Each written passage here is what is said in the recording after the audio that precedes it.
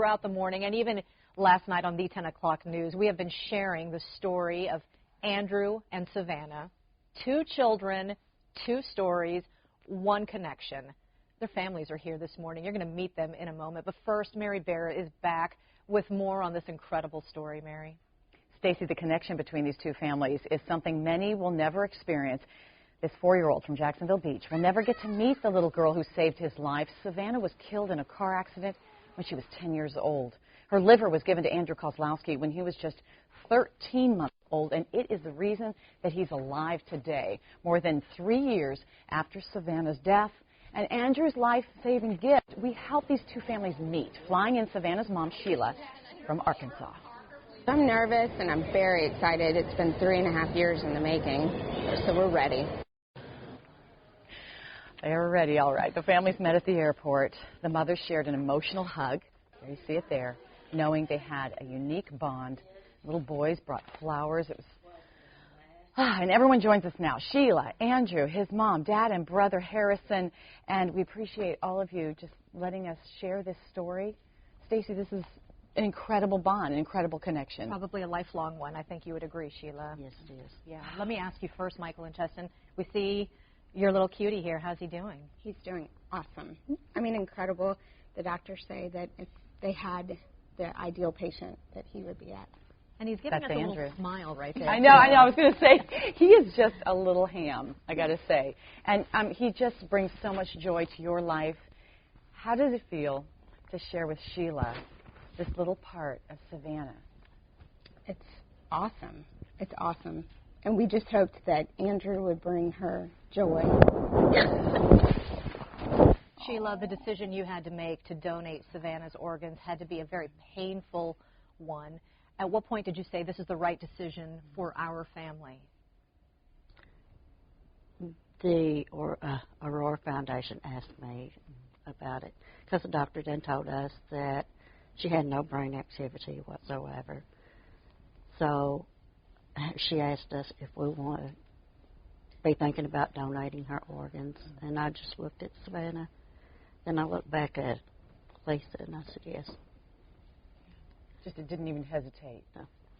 And you see that picture of Andrew there holding the picture of Savannah, and she's holding a rose. I mean, when our community saw these pictures, I know I've received emails from people and phone calls. Oh, look at this connection. Their eyes even look the same. Yeah. One of the things that you said, Sheila, was that your daughter was a giving little girl and that your family had never really considered organ donation up until that moment. Right. What do you think she's thinking, smiling down upon all of you? Oh, I know she loves the idea that we're giving our organs as well, you know, to save a life. And if this story will save someone else, I'll be happy if it just touches one person. Michael, you were just so moved by this. I know you told me you were so excited to see Sheila, and the 2 of you, and Cheston told me too that you've been praying for this connection to happen, for this to be orchestrated. Yeah. How does it feel now? I think it's all settling in still.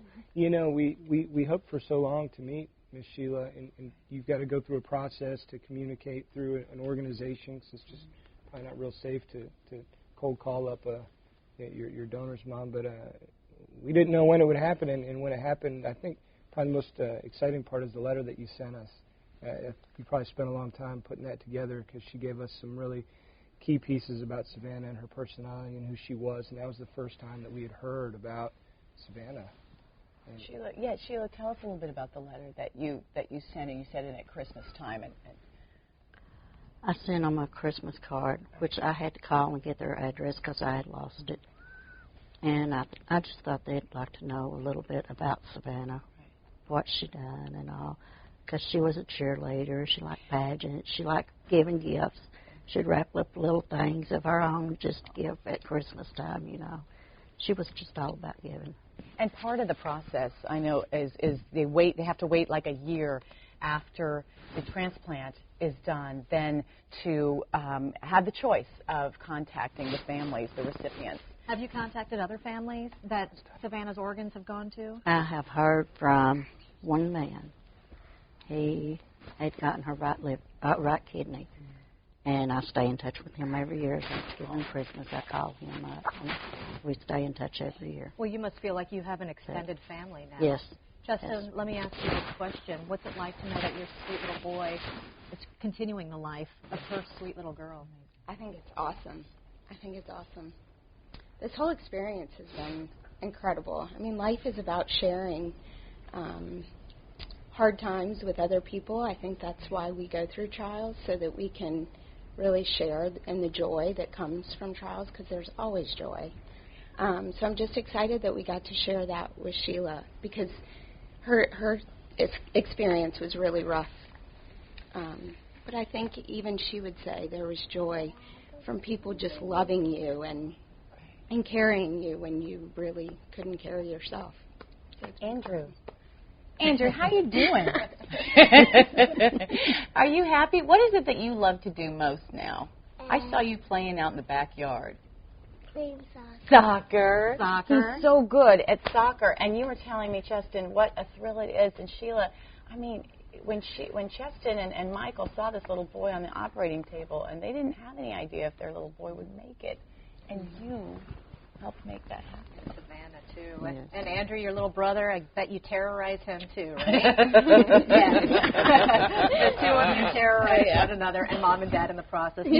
Thank you so much, Sheila, for your gift, and thank you to you guys for coming in this morning. Thank you.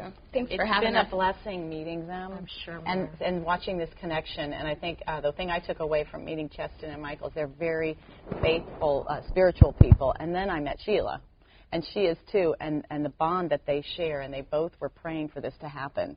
And look what happened. It was fate. Thank you all for being here this morning. Thank you for having us. Thank you for and having making it us. possible. For everything. Thank you. It was Thank awesome. you so much.